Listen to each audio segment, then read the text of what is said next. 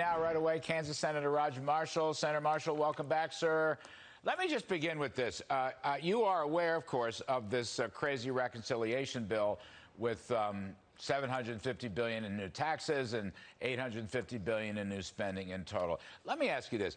Is there one thing that you can find that would ameliorate the problem in the oil and gas business? We're still short 1 million barrels of oil.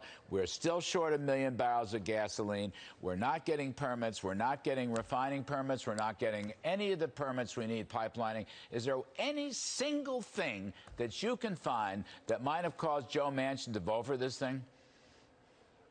Larry, I'm afraid you're assuming that Joe Biden wants the price of gasoline to go down, and I don't think he does. He gave us Biden inflation. He's given us a Biden recession. Now he has a tax hike and job-killing bill in front of us as well. These tax hikes alone are going to be detrimental to everybody. It's going to raise the price of gasoline, of groceries, of rent, and these are going to be killing jobs. They're going to pass on those corporate taxes on to small businesses, on to the consumer, and then they're not going to reinvest money. But no, I don't see anything in here that's good for oil and gas. And by the way, energy is leading the way for inflation right now. No, I'm afraid it is. I mean, I'm just trying to figure out how this came about and why Senator Manchin decided to throw in with it. But there may never be an adequate explanation.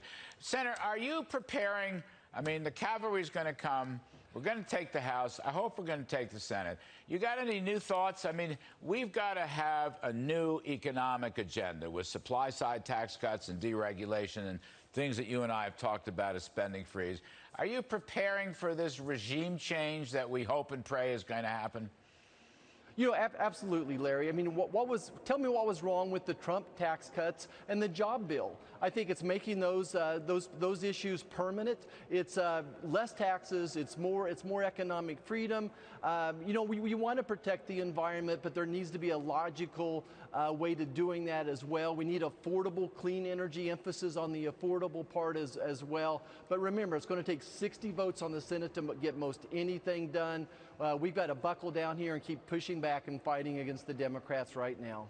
Well, do you think this reconciliation bill will actually pass? Do you think there's 50 votes? Do you think Kyrsten Sinema might rebel against it? Because it's got some very nasty tax hikes that she has opposed in the past.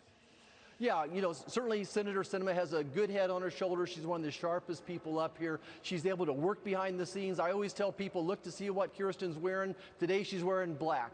I think she's a little bit upset. I think she's a little bit upset that she wasn't included. But that class ring you were talking about, maybe you could ask Senator Sinema to go steady with you for the next couple of weeks. I would. It would be considerable because Joe Manchin's broken my heart. We're not going steady anymore. I'm sorry to see it. What about this CHIPS bill, the $284 billion? I know the party is divided about it, but you know what? I would have cut taxes for all industries rather than just single out, you know, corporate welfare for one industry or one company like Intel. What was it Senator Scott said? So let me get this right. Intel made a lot of money last year. We're going to give them we're going to give them a subsidy. Then we're going to give them a tax credit. Then we're going to give them a refundable tax credit. And on top of that, they can still do business with China. I mean, we could have done a little better on that, don't you think, sir? Yeah, Larry, here's the hypocrisy. We're giving subsidies to the chip manufacturers, tune of almost $300 billion, but then we're driving other corporations offshore by increasing their corporate tax. Does this make any logical sense to anybody? Certainly it doesn't. And your listeners know better. This is total hypocrisy. I'm just ashamed right now of what's going on up here. All right. Keep the faith, Senator. You know, I'm going to bolster your spirits. Keep the faith. The cavalry's coming. America's great. It's going to be okay. Senator Roger Marshall, Kansas. Thank you, sir. We appreciate your time very much.